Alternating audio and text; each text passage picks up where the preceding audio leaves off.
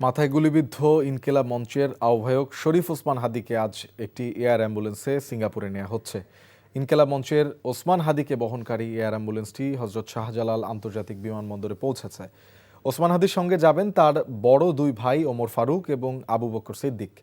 এখন পর্যন্ত ওসমান হাদির বড় দুই ভাই তার সঙ্গে যাওয়ার বিষয়টি নিশ্চিত করেছেন। ওসমান হাদিকে এভারকেয়ার হাসপাতাল থেকে সড়ক পথে নিবিড় পরিচর্যা কেন্দ্রের অ্যাম্বুলেন্স শাহজালাল আন্তর্জাতিক বিমানবন্দরে নেওয়া হবে। সেখান থেকে এয়ার অ্যাম্বুলেন্সে তোলা হবে। দুপুরের মধ্যেই পুরো প্রক্রিয়া শেষ করা হবে বলে জানা গেছে।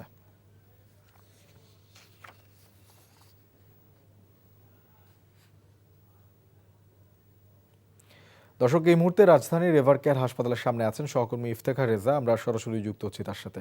ইফতেখার, হাদিকে দুপুরে যে এয়ার অ্যাম্বুলেন্সে নেওয়া হবে সে বিষয়ে সবশেষ কি তথ্য আছে আপনার কাছে?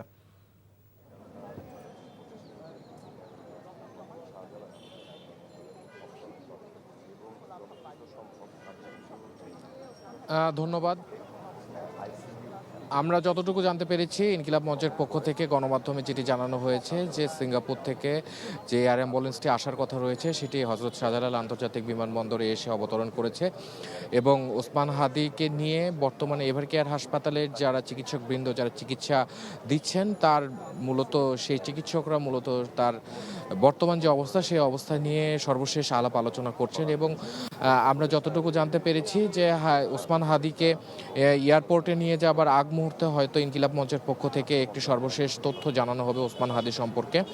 এবং আমি আপনাকে জানিয়ে রাখতে চাই যে ইনকিলাব মঞ্চের পক্ষ থেকে বিভিন্ন গণমাধ্যমে যেটি জানানো হয়েছে যে ওসমান হাদিকে আইসিইউ সমৃদ্ধ যে অ্যাম্বুলেন্স রয়েছে সেই অ্যাম্বুলেন্সের মাধ্যমেই মূলত এভারকেয়ার হাসপাতাল থেকে হজরত শাহজালাল আন্তর্জাতিক বিমানবন্দর পর্যন্ত নিয়ে যাওয়া হবে এবং তারপর দ্রুত সব রকমের প্রক্রিয়া শেষ করে মূলত তাকে সিঙ্গাপুরের উদ্দেশ্যে রওনা দেওয়া হবে এবং মূলত সিঙ্গাপুরের কয়েকটি হাসপাতালে খোঁজ খবর নিয়ে বা যোগাযোগ করার পর মূলত তাকে সিঙ্গাপুর জেনারেল হাসপাতালে ভর্তি করার সিদ্ধান্ত নেওয়া হয়েছে এবং ওসমান হাদির সাথে ওসমান হাদির দুই বড় ভাই ওমর ফারুক এবং আবু বকর সিদ্দিক তারা দুজন যাচ্ছেন এবং তারাই সার্বক্ষণিক তার খেয়াল রাখবেন সিঙ্গাপুর জেনারেল হাসপাতালে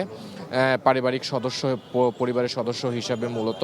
এবং আমি আপনাকে জানিয়ে রাখতে চাই যে গত শুক্রবার জুমার নামাজের কিছুটা পর ওসমান হাদি গুলিবিদ্ধ হন এবং গুলিবিদ্ধ হওয়ার পর তাকে ঢাকা মেডিকেল কলেজ হাসপাতালে নিয়ে যাওয়া হয় এবং সেখানে একটি অস্ত্রোপচার হয় এবং তার পরবর্তী সময়ে তাকে এভারকেয়ার হাসপাতালে ভর্তি করানো হয় এবং তারপর থেকে তিনি এখানেই চিকিৎসাধীন অবস্থায় রয়েছেন এবং ইনকিলাব মঞ্চের পক্ষ থেকে বারবার বলা হচ্ছে যে বা যারা এই গুলি বর্ষণের সাথে জড়িত তাদেরকে তারা যেখানে অবস্থান করুক না কেন তাদেরকে যেন দ্রুত গ্রেপ্তার করা হয় এবং এখন পর্যন্ত যে বা যারা বলে অভিযুক্ত বলে প্রকাশ পেয়েছে তাদের কাউকে এখন পর্যন্ত সরকার গ্রেপ্তার করতে পারেনি।